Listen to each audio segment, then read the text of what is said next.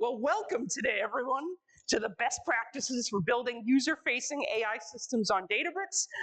This is a talk, of course, but if you have questions or questions come up, we're going to save some time at the end for Q&A. So please, if we don't answer your question through our awesome expertise in the time that we're here, step up to one of those mics and we'll be able to take your question. And obviously, it's first come, first served. So if you think of the question and you want to be standing, it's a great place to hang out.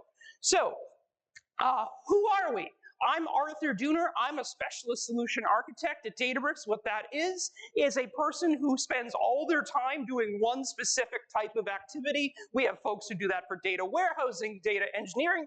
I'm specifically that for AI, artificial intelligence, Gen AI, ML ops, that sort of space, right? And with me is my colleague Jyotsna.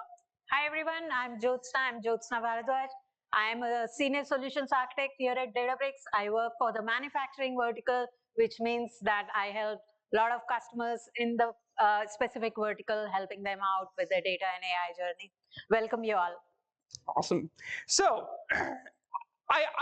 when you come to this environment, when you come to this session, we are somewhat assuming that you already know about some level of AI systems.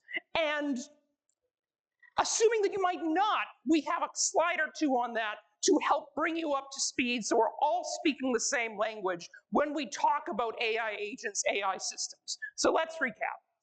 The idea of our platform as an AI platform is three core ideas. If you did not get this before, this is like the three most important things you should take away from Mosaic, so feel free to screenshot that. I'm encouraging it. The idea here is that we are a central place for end-to-end AI governance. You can build your AI system somewhere else, and then you'll be like, wow, why does the quality suck? It's because the production, there is not a strategy or path to production. That's what we help with. We help you connect all of your AI models, AI systems, help you build quality out of AI with your data. And we, above all else, Databricks is a centralized platform. So we're here to help you build the entire AI lifecycle, right? So we're thinking about progression from the very beginning data engineering and processing steps to the very end of that development lifecycle, iterating on this AI system and monitoring it in production. That development, no, it is nowhere faster than in Databricks. I challenge you to find a faster place. So as we think about AI system designs, there is this progression, kind of like crawl, walk, run, right? And as you, maybe data professionals, are working with these AI systems and AI tools, you might start, hey, I need to extract a bunch of insights from documents. And that's where that batch inference workflow comes through, right? It's a terrible name, but it's really just running AI against your data, extracting a bunch of different fields, summarizing, translating, all of these different, predicting on certain scores, right? It's running AI at scale. Doesn't have to be Gen AI, it can just be an ML model. Then, as we think about more compound, more complex systems, we think about our AI/BI Genie spaces that allow you to converse with your data in natural language, where it will write SQL under the hood and allow your analysts to actually consume that data, or build an agent and attach it to a document store with our vector search or a similar tool. As you start to chain those together, and you start to, oh, what if I ask questions of Genie with structured data, and I ask questions with unstructured data, all of a sudden, then we've got this more compound AI system, right? And that's the whole third block there. It's how do we integrate all of these different data sources and tools and systems into a compound solution. And then that final block is how we say, let's take these agents and coordinate well-defined domains, keywords, well-defined domains. Please, that's like very, very important to remember that, to build these multi-agents. And note how it's a line of progression. You shouldn't just jump to building multi-agents because you want to. The others are a pretext. In much the same way, your AI system, now that you've built it, how do you think about your users experiencing it, consuming it? Is it all caps because it sounds like I'm yelling? So we think about, you're scaling your AI systems, right? You're building more and more compound solutions, right? In much the same way you should be thinking about that for the user interface. Please don't go like, I can't put this in front of my users until it's like really professional. No, you need to get this, you need to get traction. You need to get people invested in what you're building. You need to get feedback to improve the AI system. So please, think about this in the span of first steps. What is the absolute minimum thing I need to do to put this AI system in front of my users such that we can actually, they can experience it, where maybe I could even just integrate it into something like Teams or Salesforce or Slack, and we'll talk more about that in a minute. I've got a couple slides on that, but like, hey, my users are already using Salesforce.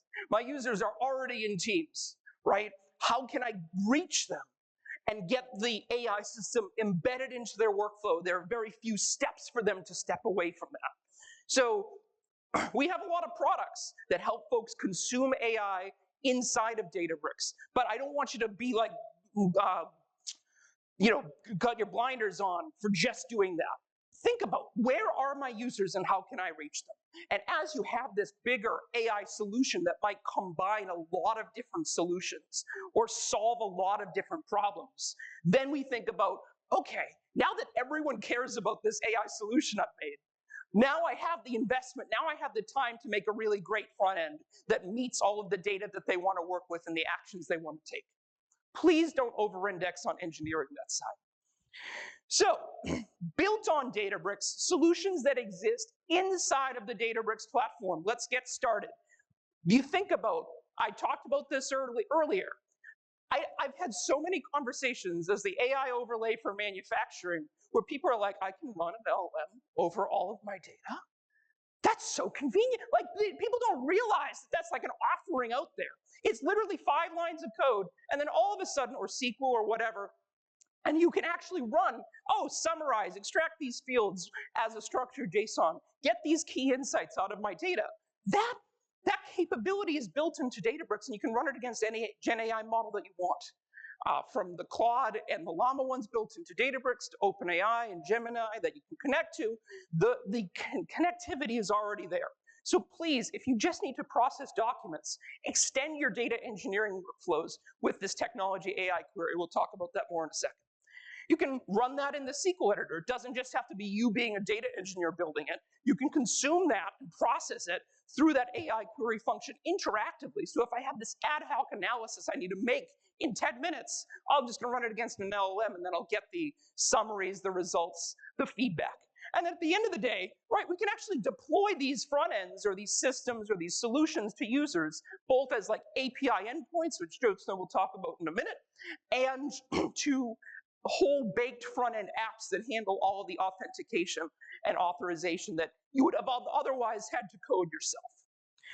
So, although I just showed you the section of the blinders on, think about the rest of the world. It does exist. Databricks likes to pretend it doesn't sometimes, but you already have email, I'm sure.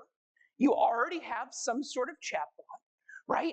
I'm sure a lot of your business users are using email and chatbot or chat tools. If they aren't, I don't know what they're doing. So you're thinking about, well, how can I reach them? Well, maybe I just tie the AI system I made in Databricks, AI system I made somewhere else, and plug that into Teams or Slack. Or I could schedule it to run across a lot of prompts of their common questions that they ask me throughout the day, right? That I then automate, and then I don't have to answer that first pass question. A couple of my managers came to me the other day and was like, could you tell me about how all these AI POCs are going across all of our vertical? And I'm like, that's a lot of work. But if I have all that Salesforce data in front of me, I can just say, okay, what's all the notes? What did we all say? What's the perspective on this account and customer? That sort of thing. We can gather from all that Salesforce data. So you can imagine even like a selling life cycle. You're serving that back to Salesforce. You can say, this is our perspective on this customer. This is how we grow this account. This is our strategy. This is where things are resonating, where things are not.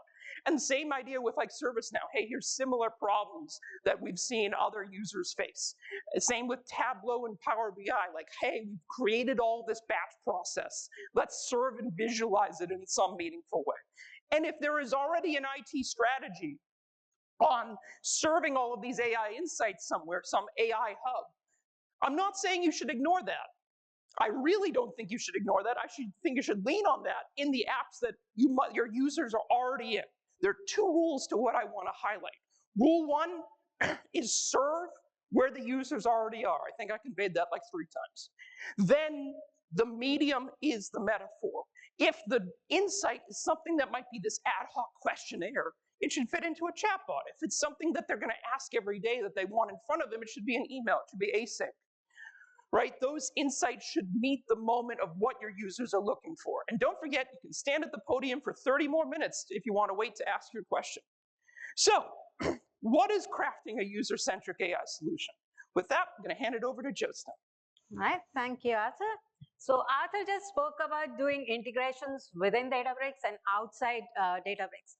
But how do you go about doing that? So let's talk about few of our platform capabilities which help you do that.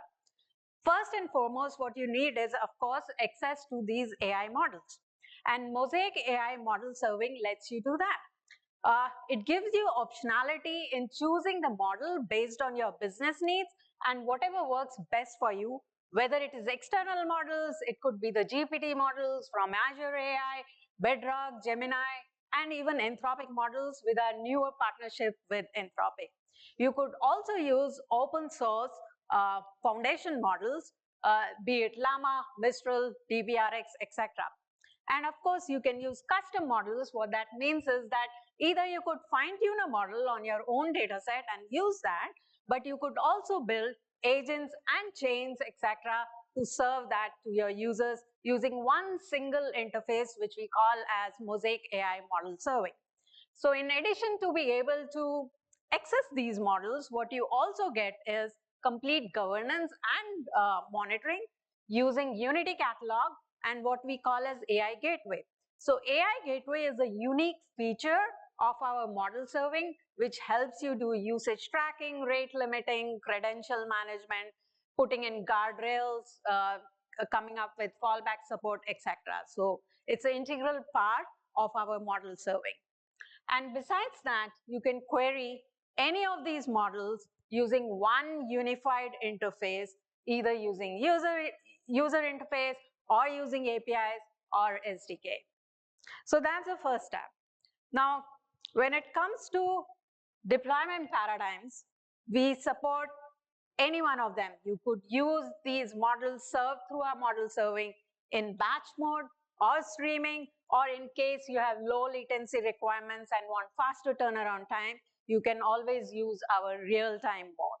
So it all depends upon your latency requirements. So this was, so I just spoke about batch inference. And in the recent couple of few months, we have done massive improvements to our batch inference in terms of scalability. And the way it works is our batch inference, it gives you these built-in SQL functions, which are really easy to use, and you can use them to either parse your data, extract information, generate new content, translate, summarize, you name it, and we have an AI function to support that particular use case. So this is an example of how you could use batch inference. So in the example, as you can see, I have a corpus of data. It is unstructured data. So let's say it is an unhappy customer who is using a product with the name as K-Cups. And what I want in the end of it is be able to generate a nice email and send it to my customer. So how do I go about doing that? I use that unstructured text, use my AI function AI extract to extract out which product, what is the sentiment, so on and so forth, and then use another AI function AI gen to be able to generate a nice email and send it across to my customer. And I can do this exercise not on one row, not on two row, but a large corpus of data which could be millions or trillions of records. Right? So this is how powerful the batch inference is. Next up, in the true spirit of bringing data intelligence for everyone, we have what we call as Genie, our conversational analyst. Using this, business users who do not have too much of knowledge of, let's say, SQL or any of the coding language for that matter, and they are not data engineers or data scientists, and they still want to extract insights from your structured data, they can do that using natural language. So it takes AI it builds in AI, it uses the data intelligence and makes it available for everyone. So that's Genie. But if you want to integrate Genie with any of the external applications or even within Databricks, if you want to integrate it, we have what we call as Genie APIs. These are simple REST-based APIs which you can easily integrate in any application of your choice. So you get API to start conversation, to get conversation message, fetch query result, and so on and so forth. So all of these capabilities which I just spoke about, these are the ones which actually help you integrate all of these capabilities into applications of your choice. So next up, Arthur, do you want to talk a little bit more about serving these insights outside of Databricks? Absolutely. So when we talk about, I know I alluded to this, but I want to make this extremely clear. I am seeing ultra creative ways people are actually consuming these data asynchronously. I've gone to so many meetings with different customers, and they're like, man, we want to build a chatbot. What is the chatbot? It's like, send this report to this person every day. It's like, well, that's not a chatbot. But there are LLM components of that, right? There are summaries it might generate. There might be insights. There could be a compound AI system that you built that calls all of these tools, but there's no reason for it to be this like interactive user interface. It's going to help folks understand the data that's happening every day. A really good example, I was working with this rental car company. They had this NPS, like Net Promoter Score, for every single one of their sites. And they wanted to actually like understand what was the NPS per site and give these reports in a very aggregate way, like how clean are their cars? How satisfied are people with the cars that they're getting? Right? What is the experience with the customer service attendants at the actual site? The general managers could consume and be like, oh, the cars were a little dirty this week. The cars were a little bit, everyone loved renting a Infinity QX60 or something, you know, like scenarios like that nuance that's going to be lost in all of these aggregate stories. You can not just summarize that and build reports that lead to better understanding and interaction with your data, but you could actually build it in a consumable way, like a video or a podcast, some multimodal thing. That specific team, they wanted to actually pull and say like, oh, what if we like had them listen to that podcast as they're like starting their day at work? That made a lot of sense because their hands were gonna be busy, but they could listen to something, right? So you gotta think about the multimodal ways that you can reach your end users. And then as I talked about earlier, right, the CRM life cycles, customer relationship management, all that in Salesforce Dynamics, right? Please, that is a treasure trove of data that people sleep on because it is so unstructured. And a lot of times you infer unstructured equals unusable, but that's only because there hasn't been an easy way to parse out those insights before, right? There hasn't been a standard, oh, tell me about these specific features. Tell me about which customers are doing well. Tell me about what POCs are going well, or what messages are working, right? That's all actually usable information now in the era of LLMs. And similarly with like ServiceNow, Zendesk, all those data are a little bit more structured, but you can even have narratives across all of them. Like, these are the common patterns we're seeing emerging. How can we automate? How can we solve? So it not only becomes this like batch analysis, but it becomes this triaging tool and then process optimization long term.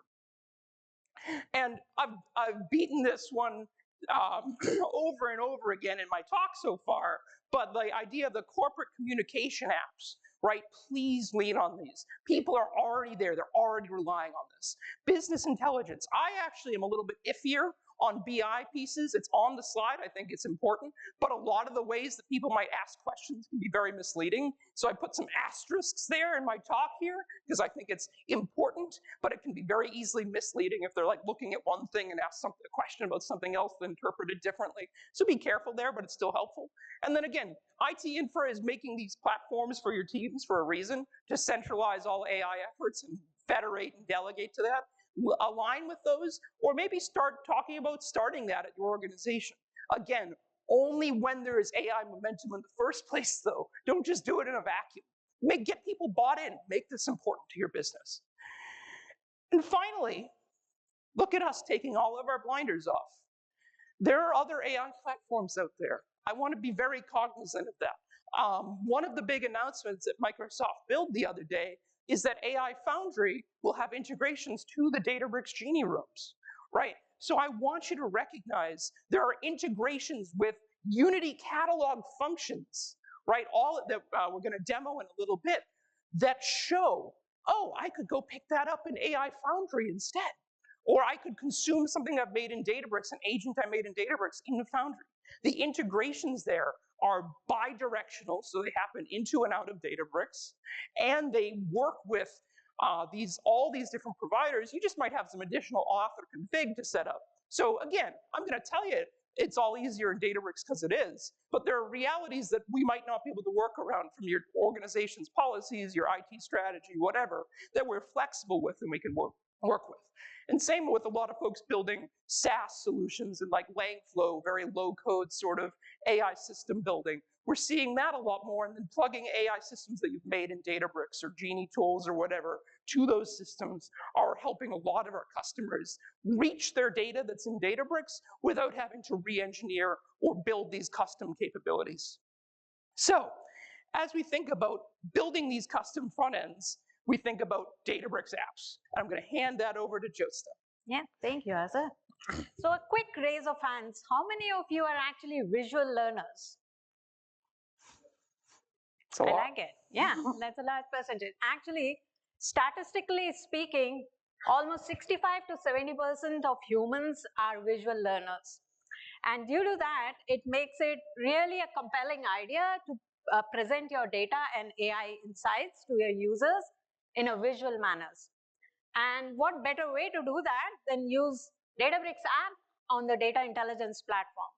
So what are Databricks apps? Databricks apps actually let you create custom visualization in a very simple, secure, and governed manner. You do not have to stitch multiple applications to create something fancy or a visual. You can easily do it using Databricks apps. We have greatly simplified the developer experience. What that means is that now developers can use open source UI frameworks of their choice, whether it is Gradio or Streamlit or Dash or any of these JavaScript-based frameworks, without having to relearn these UI frameworks. And the best part is, it uses the cloud-native serverless architecture for deployment and publishing these apps. So what the end result is that you get these batteries included environment in which, along with ease of development, what you also get is the inherent security and governance inside the Databricks platform, right from the infra layer to identity management and also governance of your data and AI assets using Unity Catalog. So the end result is faster time to value. Some apps which were probably taking something like weeks or maybe months to create, they can now easily be done in days and maybe even in hours. That's what we have actually seen. So as it turns out, today our customers are using Databricks apps for a number of use cases, whether it is to create interactive data apps or even to operationalize their machine learning algorithms, maybe for predictive analytics or for forecasting. Giving it a visual appeal helps a lot. And then, of course, to create these new age Gen AI applications like chatbots, etc. Databricks apps help in all these use cases. So far we spoke about all these different kinds of integrations and different approaches to do that. Now let's see and compare where each one of these approaches score and try and compare their strengths and key considerations. So one thing to keep in mind is that it's never one or the other, especially when you are building these compound AI systems. You are actually talking about exposing them to different personas, different kinds of users, and you would always use a combination of each one of these approaches.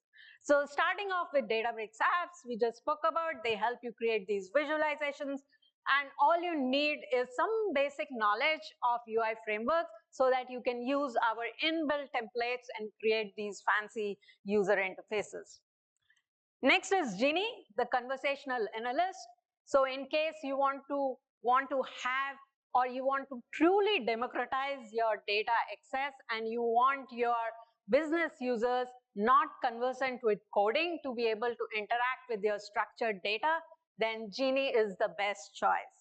And it is a multi-agent kind of functionality. So just like any other GenAI application, something to keep in mind is that you should always keep benchmarking and evaluation of this in mind and always configure it accordingly.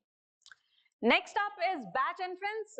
Batch inference really do well. They excel as cost-effective way of scaling and batch applying GenAI on large corpus of data. So if latency is not a limitation for you, instead of looking at real-time inference, look at batch inference.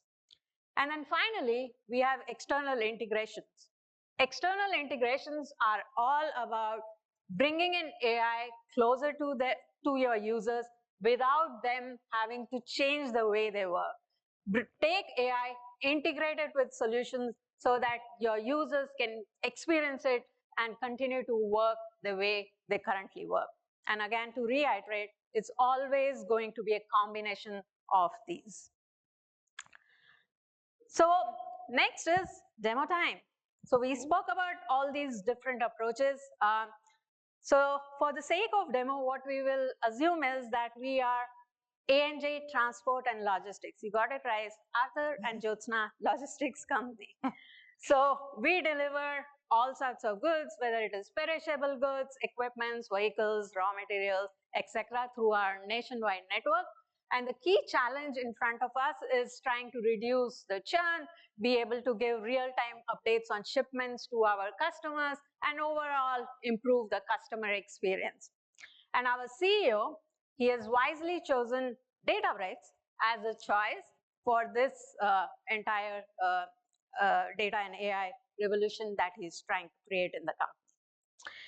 So the first use case that we are going to talk about is meet Adrina. So Adrina is a customer service representative, and let's say she gets a call from Clark Group asking about a delayed shipment. So in today's world, what would she do? She would probably navigate through a number of applications, maybe even call the driver just to get this information while the customer is still on the call.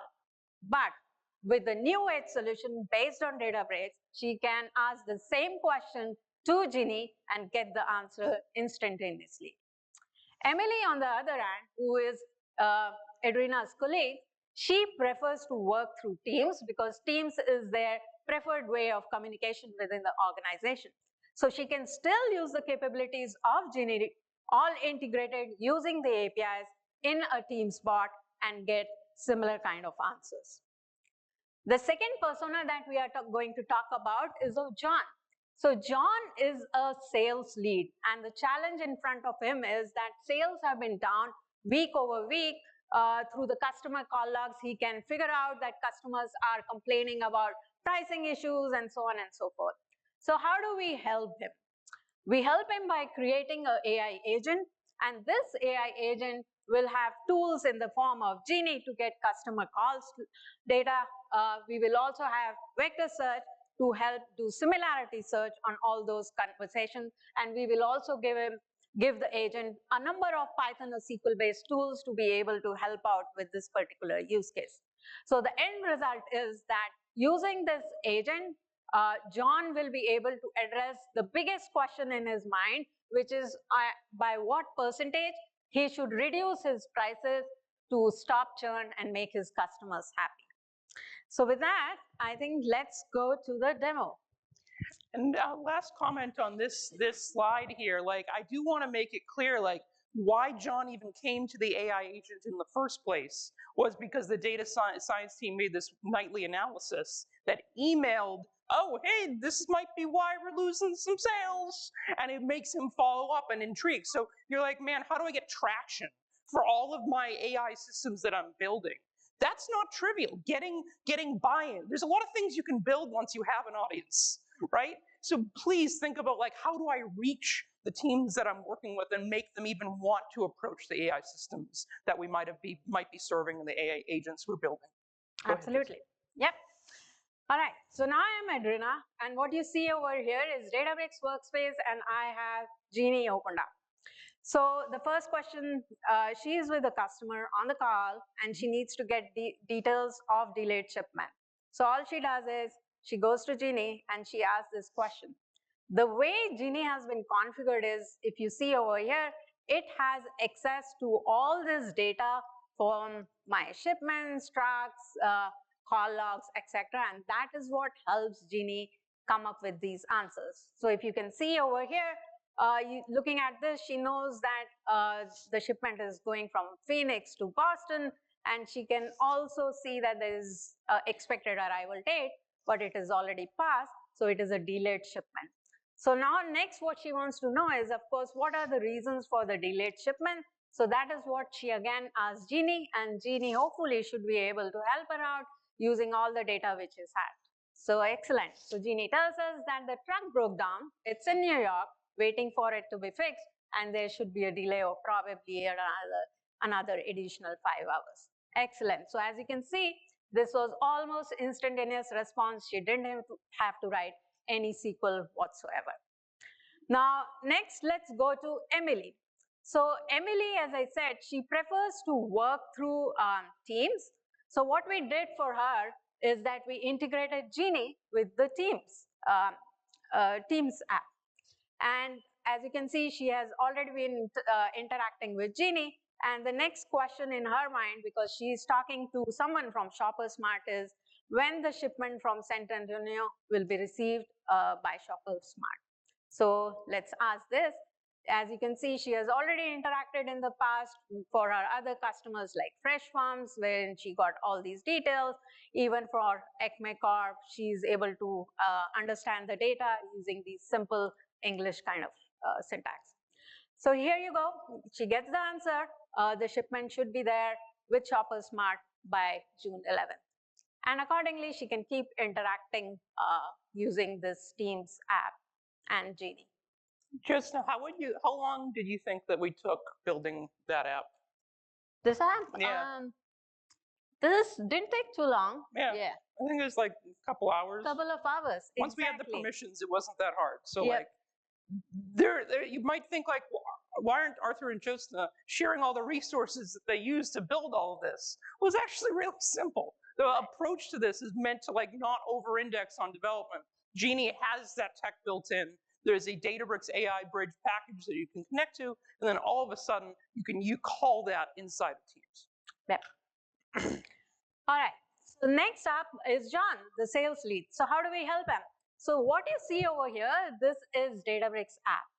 And what we did was Databricks app is now using under the hood our model serving, and we have created an agent to help him out. So the question in his mind is, of course, by what percentage? So based on the call logs, how much should we lower our price?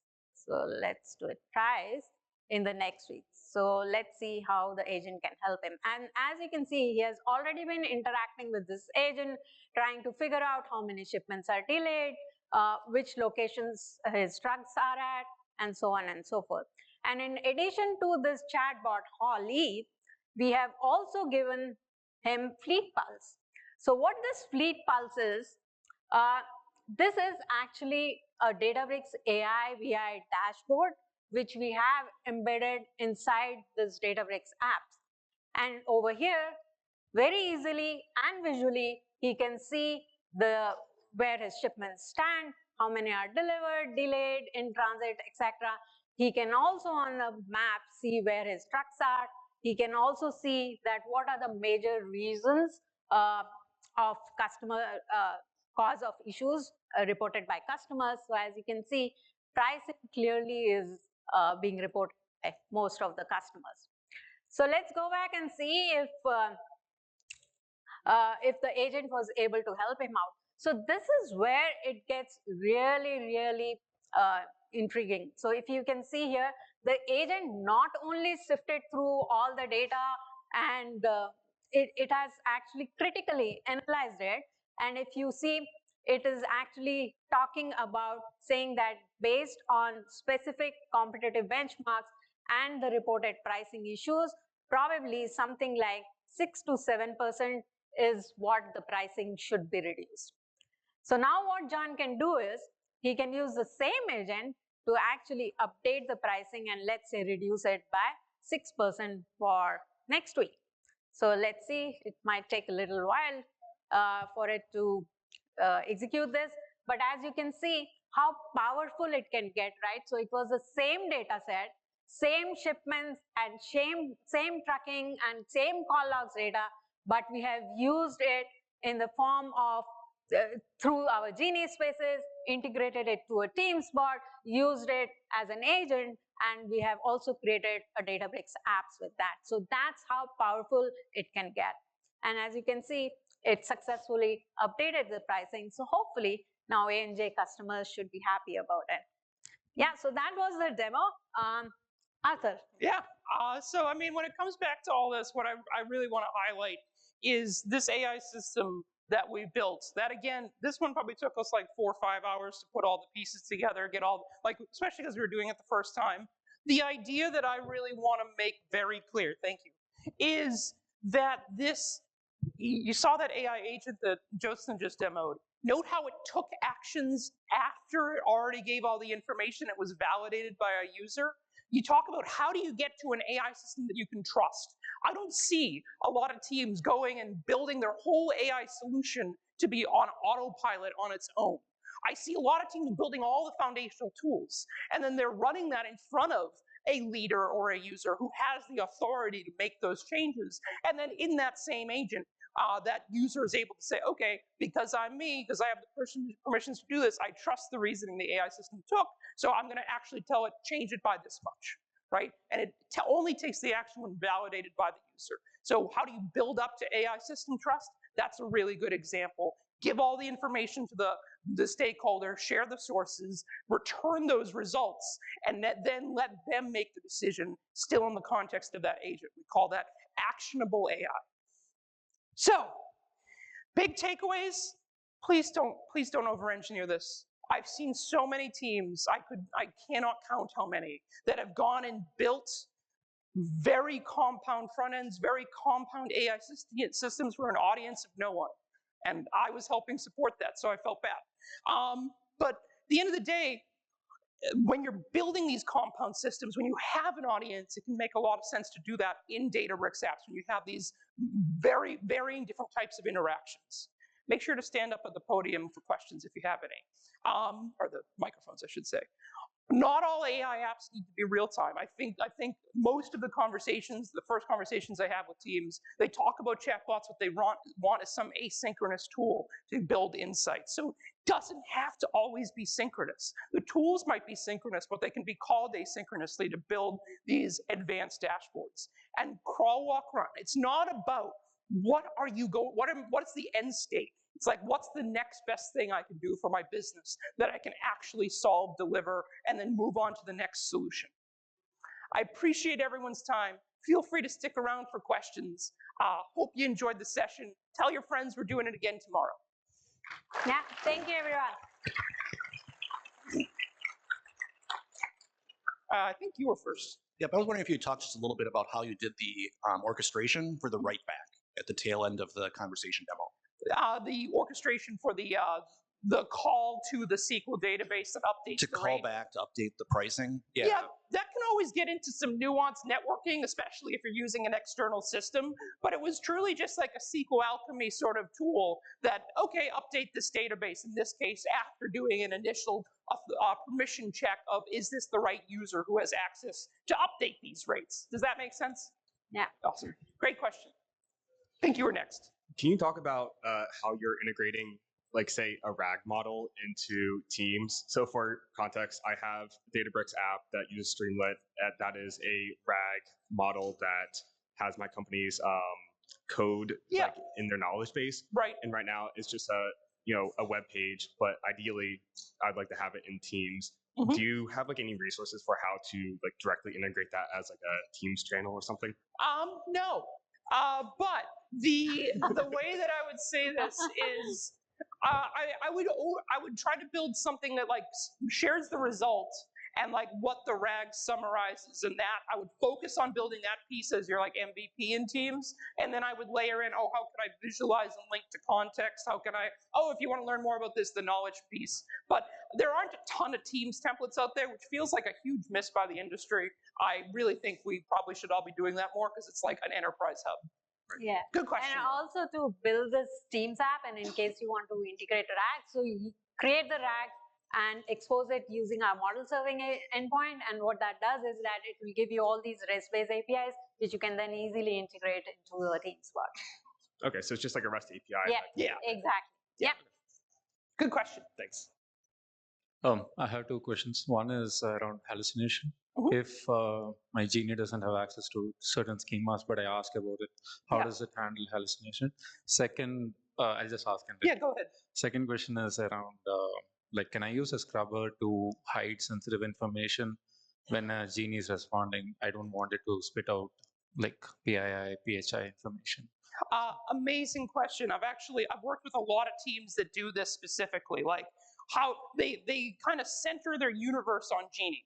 And I love Genie, but the problem with Genie is that it is for a specific data domain. And sure, in Genie, to answer your first question, you can put guardrails and instructions that say, do not answer anything outside of the walls of this data domain, this question, right? Or push back, reject those sorts of questions. Yeah, and all the configurations that you do inside Unity Catalog, for example, RLS, CLS, all of that is respected in Genie as well. And then as we were talking through in the slides also, it's very important when you set up Genie for you to go through a full cycle of evaluation and benchmarking it, and then use that to be able to give it additional instructions or maybe example queries, so etc., so that you ensure that it's performing the way you want it to. So we give you all that tooling inside Genie to establish these controls. To answer your second question though, like how do I put PII and such on it, or like blockers and maskers, that is where you turn Genie into a tool or a capability of a broader AI system. You plug it in as a tool and you say, hey, you're gonna get these questions and answers, you're gonna pass through Genie because it can do that really well. And then you're gonna check to make sure it's not gonna share anything it shouldn't. The permission model should be set up in a way that only the people who have access to it can see it, but maybe you can layer in that additional layer as part of an agentic or AI system. Does that make sense? So does it mean that after the Genie gives a response, I'll add a second layer to filter out? Right, exactly. Yep. Hello. Hi, I actually had a very similar question to him, but I would say the Clark group example was where I wanted to focus my question was, let's say there were two groups. So there was a Clark group and a Sarah group, and the Sarah group's not supposed to have access to the Clark group. How does Genie, is there a way, there's something under the hood for Genie to bypass giving Sarah access to the Clark group? So can you embed Genie credentials? I don't think you can. Yeah. No. The way that Genie works is it will create a query against the data set that it has been delegated to work on. Then it's going to take that user's credential and it's going to pass that through to the SQL executor that runs it. So there is physically, if I ask a question for data that only Jyotsna can see, there's no way for me to see, like it might run the query, but it's going to be like, oh, Arthur can't see that. Yep. Yeah. So it's almost like on behalf of user authentication. Yeah. Perfect. Thank you. Awesome. Hi, I have two questions. So the first is, today the Databricks apps are not available in the marketplace. So in near future, can we expect that? Has a lot in the marketplace for what? The Databricks apps to deploy on the marketplace, is that possible? Oh, Databricks apps on marketplace. I think that's coming. That's coming. That's coming, but I don't think you can do that at the moment. Go to the keynote. Second question is, I think you mentioned that Genie only works with the structured data. So is that the limitation today with the unstructured ones? I have seen teams use Genie in a way that allows it to call out to like a vector search additionally. A colleague of mine, Zach Jacobson, he made this, if you Google on YouTube, Zach Jacobson Genie demo, he goes into like all the advanced features of Genie. It's really an amazing demo. But I also tell teams like, please be careful. Don't, what's the word? Don't over-index on building everything in Genie. It can make sense to take it out of Genie and build companion tools and components. Right. And also you can actually, with the newer features, you can actually use an Excel or a CSV, upload that in Genie and then ask questions around it as well. So those features are there as well. Okay, thank you so much.